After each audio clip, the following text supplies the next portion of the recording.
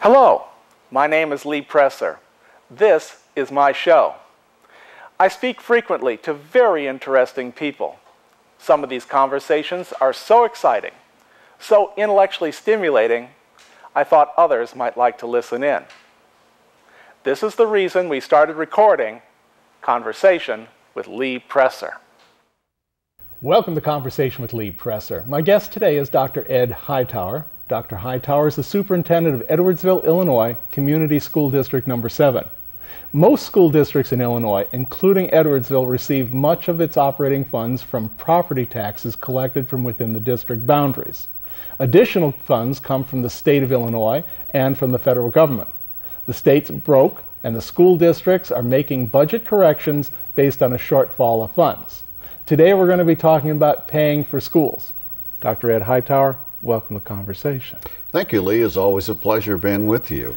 We've been doing this a long time. I think that's a sign of our age, isn't it? Well, let's see. This show, we just crossed our 11th anniversary, and I seem to recall you being here the very first year. You have it right. So we've been doing this a while. But now, I mean, let's get real. I mean, one of the reasons that you're here is to talk about the situation of funding of the Edwardsville school system, which is near and dear to your heart. And you have how many students in that district now? 7,400 students. And when you first came here 11 years ago, about how many students do you have then? We've increased during that period about 2,000 students. Right. So you're up, gosh, almost a third then. Sure.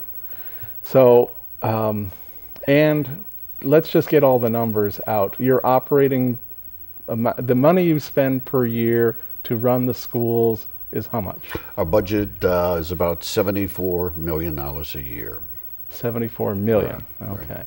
And as I said in the introduction, most of this $74 million is collected from property taxpayers within the your district boundaries. Lee, this is a difficult situation in that the District 7 community is a bedroom school district, with the taxpayers paying roughly 76% or providing roughly 76% of our revenue, and the state is down to about 17%. And not only down to the 17%, but facing some real difficult financial challenges. Owing the district right now approximately $3 million and running about 6 months behind in payments. We're going to get to that in just a second. I wanted to also ask you, do organizations like Walmart, Lowe's, Home Depot, McDonald's, various restaurants, do they also wind up putting, and I'm not talking about their property, I'm talking about from their business operations, do you get any of that? Well, out of sales tax? We get corporate personal property taxes. We are under $1 million in the amount of corporate personal property taxes that come in from the state collects for you and they're supposed to pay to you? Well, that's all part of when you say Dearborg's or you talk about McDonald's and those kind, we get the corporate personal But you're not getting any of the sales tax? No. Okay. No. So you're getting corporate tax? That is correct. And you're getting property tax? That is correct. And the state is supposed to be taking from the general revenue funds and giving, well, there's a formula called general state aid. Let's talk about general state aid first. What is that, and why are you not getting your full share? General state aid in District 7, the state and across the state guarantees each year that, first of all, that the state is going to pay the majority or provide the majority of funding, and the majority would be 51%. Well, I just talked about they're down to 18% for District 7. Where do you get the impression they're supposed to be paying 50%? Well, the Constitutional says that the state will provide majority of funding.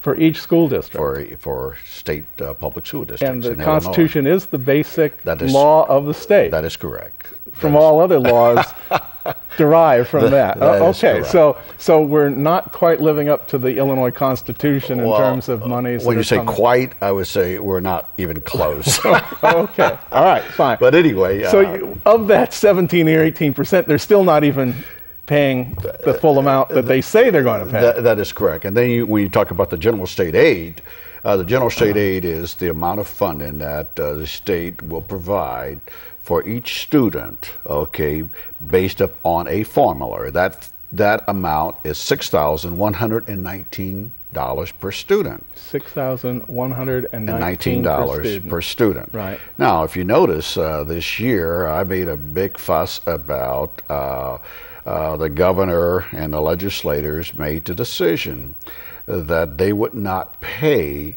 the 22nd general state aid payment. Mm-hmm. They would completely eliminate it, and they would reduce the 21st. That drops it down from, that's about a 5% reduction from that $6,119. Now, each... Say that again, the reduction was what? About 5%. 5% of the 6119. That is correct. Dropping it down to 5,000, say 900 and about $90, close to it there. What is your actual cost per student? Our actual cost is about $7,000 per student. Okay, and of course with the formula and with what the federal and with the local, you get up to that $7,000 basically per student. Okay. Okay. All right. It costs a lot. I mean, it ain't cheap, as they say. No, it isn't. It is not. And you're running $74 million that is correct. A year. That's right. And okay, so you're short. We are short. You're short, and you were getting, well, here's where I think people made a mistake thinking that property taxes were going to, or I should say new revenues coming on stream were going to go up and up and up forever. That's correct. When they did not come 2008 and all of a sudden crash. And now you're saying instead of 2.8 million per year increase, you're at 119,000 decrease. That is roughly correct. When you go 5 years ago and look at the time that the economy collapsed, we have lost from the state during that period of time $7.2 million. So I worked that out. That was like about just a shy of $1.5 million a year. You have it. In addition, we have lost, and we are a bedroom community with 76% of our revenue coming from property taxes. Mm-hmm. With the downfall and decline in the local housing market, we were getting an average of, as recently as 4 years ago, $2.6 million per year annually increase. It is down now to a negative $181,000. Okay. Okay, a negative. And this is because the housing market has now. Yes. Is this also because people went and had their properties reappraised and therefore they had their taxes lowered? That is correct. When you look at the EAV, property taxes have been declining, as well as property owners have had reassessment done.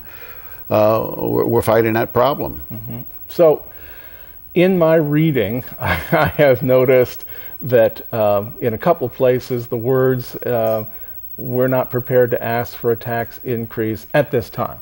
Okay. At this time part. And so my question to you is, what will "at this time" look like to you, where you finally say, we can't go any further? Sure. Let me just go back from a historical point of view. Let's back 4 years ago, right at 5, when the economy really hit the skids. Our board has been very visionary, and it's a situation in this community where we're fortunate to have board members who understand the economics. Okay. We develop always a 3-year financial plan, a 3-year outlook. We don't budget for 1 year. We realized 4 years ago that this decline across the country was going to hit home. And again, I threw out the numbers there that we've lost to 7.2, we've lost to general state aid. We made a decision, the board and I, that 4 years ago we needed to start reducing our expenditures to capture the amount of revenue that we would be receiving over a period of time. So 4 years ago, we began to reduce our budget. 3 million, 3 million, 3 million, and then for next year, another $3 million to get us to a point where our expense side would not exceed the amount of revenue coming in. We also realized— business decision. Well, this is a business. Right. And I think at times we fail to realize that this is a business. We're in the business of educating young people, but we're also in the business of managing the taxpayers' money in a responsible manner. With the decline, people are hurting. People are out of work. You're seeing foreclosure. How can you, in your right consciousness, go back to the taxpayers and say, when the taxpayers, keep in mind, 5 years ago, and you have been part of these discussions for years, they gave us the billings to address overcrowdedness. We have had shows here, we've talked about it for the last 4 or 5 years. Then to come back now and say, we got to have an increase in the education fund. It's called shared sacrifice. We made a decision strategically over a 4-year period of time where we're going to reduce expenditures, but not dismantle nor eliminate programs and not have a massive.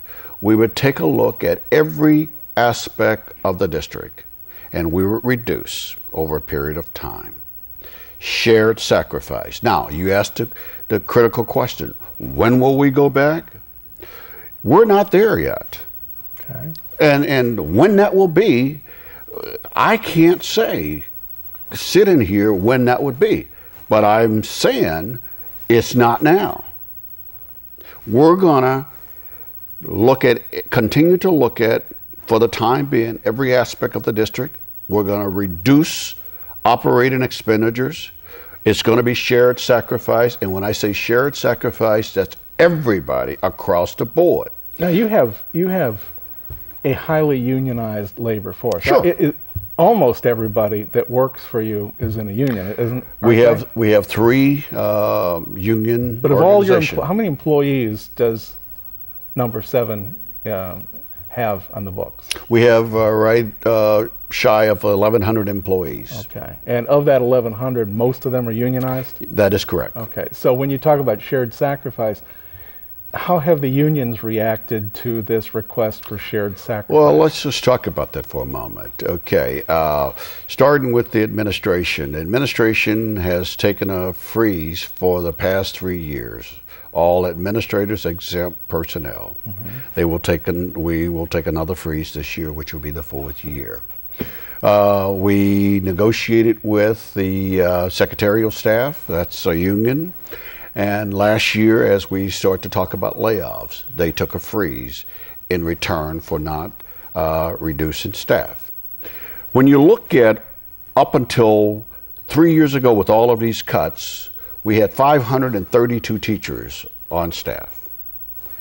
We currently have 512. We have done the kinds of things through attrition, through cutting all around, and not really impacting class size. And certainly, you know, that is a cost consideration.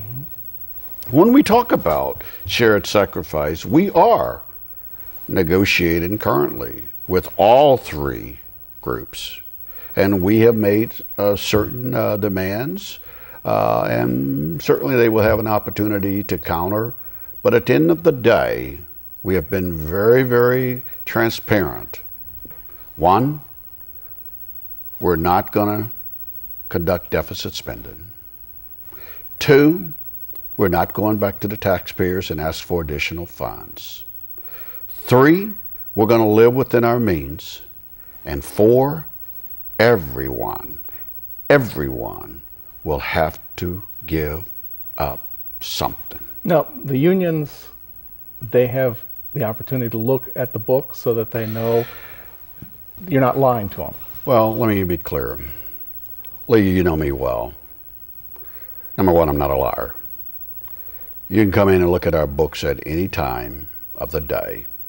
They're transparent. Mm-hmm. We do a 3-year projection, and we modify it accordingly. Our audits, anyone wants to come in, take a look. Do we provide this information as part of negotiations? Yes.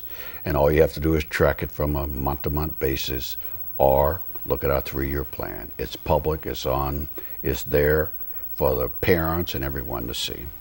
Are you satisfied with the training and education that your students are getting right now? That they're prepared for the 21st century world that they're going to walk out into? Lee, I will never be satisfied.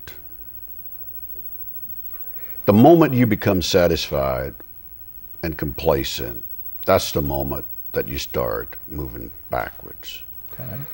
Are we making progress? Yes, we're making progress. When you look at 95% of our students go on to 2 4-year colleges. When you look at our ACT scores, 22.8. When you look at our math scores at the elementary middle school, 96, 97. Is there work for us to do? Yes, there is. If we're talking about that bottom portion of the students where there's 10, 12% who are not exceeding, then it's our job to move those young people into the meet, exceed category.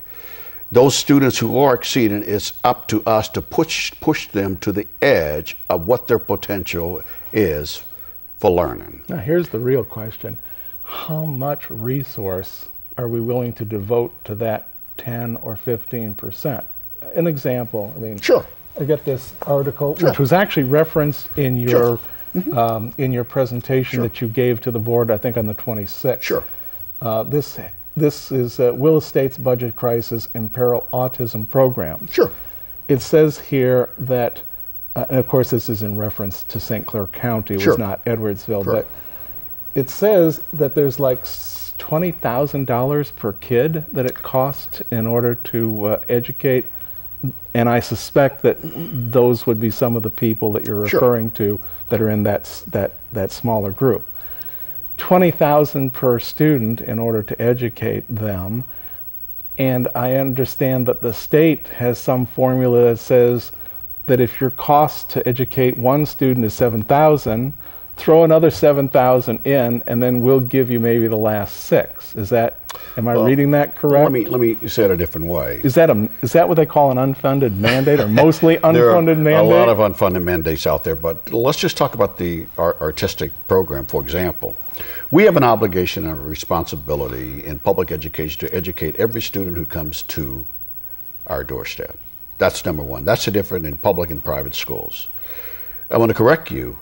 It's not 20,000 with some students. It's from 27 to 60,000 for some students. So that's the question. How much are we, as a society, willing to put into that group as opposed to the what used to be? Remember when they used to have tracks? Sure. It was like where I came from was like track 2, 3, 4, and track 2 were the bright kids, and we used to put money into them, and then all of a sudden that money was like taken sure. and put it down to track 4. Let me talk about what has to be done and what we're doing.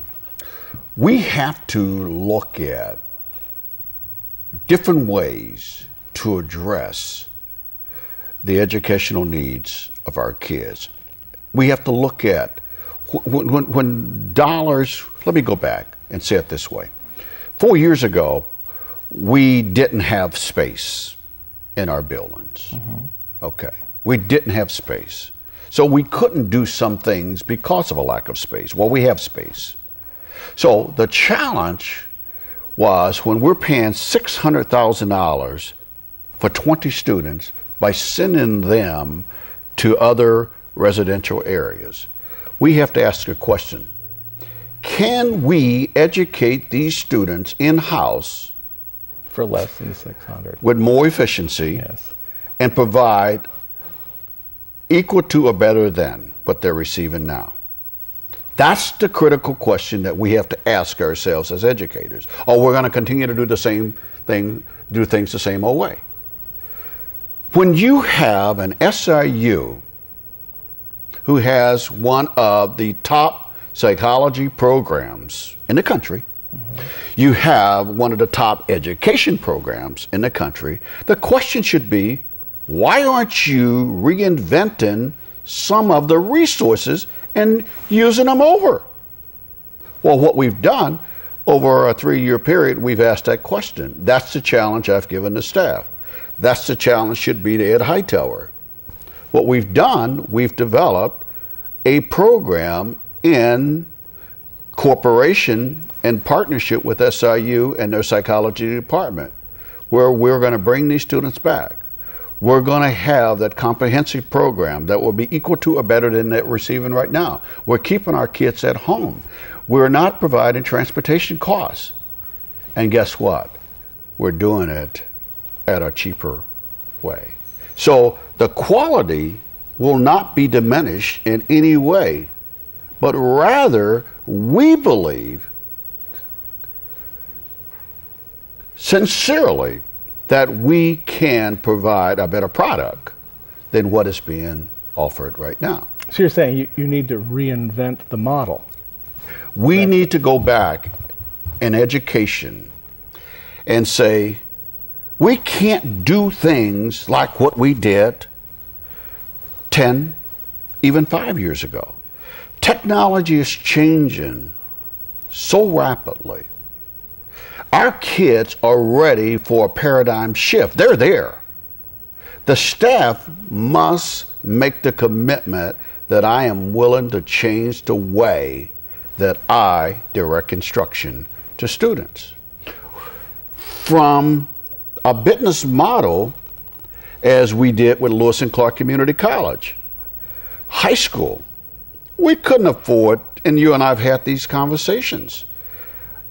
The taxpayers said to me, we're going to give you, Ed Hightower, $68 million 5 years ago to build these elementary schools. Now, I'm going to go back and say, right now, I need, well, if we built another high school, we wouldn't build it for the $38 million that was built 16 years ago. Right. We've done this, the numbers. But what we did do with Lewis and Clark Community College, needing a place, wanted a place here in Edwardsville, we partnered with them. We went to the state when things were good, and we got the $22 million in cooperation with Lewis and Clark Community College, built the N.O. Nelson campus. What is happening there? It's a second high school. Again, That's your vocational education. no, we've changed that now. Oh. We now send academics out there. Kids are there. Our sophomores are on that campus. We have 600 kids, 300 in the morning, 300 in the afternoon. They take math, they take science, they take their, if they're vocational classes, they take those. Again, not going back saying, build a new high school right now, but using the resources and doing it with greater efficiency. Mm-hmm. I took a class within the last year. It was, and it was excellent, but it was all online. Sure. The class met the very first day, where everybody was together, and Sure. that was it. That was the Sure. last time that we saw one another. The rest of it was all at home using the computer and books, and just send in all the information Sure. via a website. Is this possible for students who? I mean, is this the future of education, or do you have to have the lecture method with a certified teacher in front of them? No, you don't have to have, in all cases, that certified teacher in front of them. Staff development, no longer is it necessary for us to send and pay.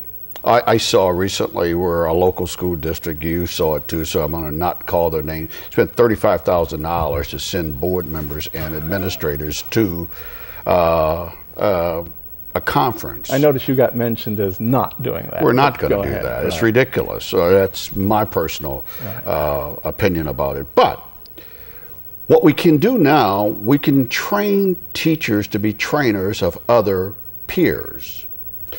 We now have teachers going online and they're talking to each other across district using computers, data, helping, assisting, recording, regurgitating that information to each other as professional mentors for each other.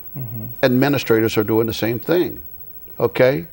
So the things have changed. It's the same thing with students. Teachers now are lecturing, recording, kids can go online, get that lecture when they're out, and be up to speed. So those are the kinds of things that it is critical that we do. I need to tell you something. This guy back there is giving me time cues. He's saying we got about like 2 minutes. Oh! Yeah, I mean, time's almost gone. Sure. I wanted to give you, in this last minute or so, if there's anything, any message that you want to give to the people who are listening to this discussion, do it now. Well, here's where we are. You asked a critical question. When will you go back to the taxpayers?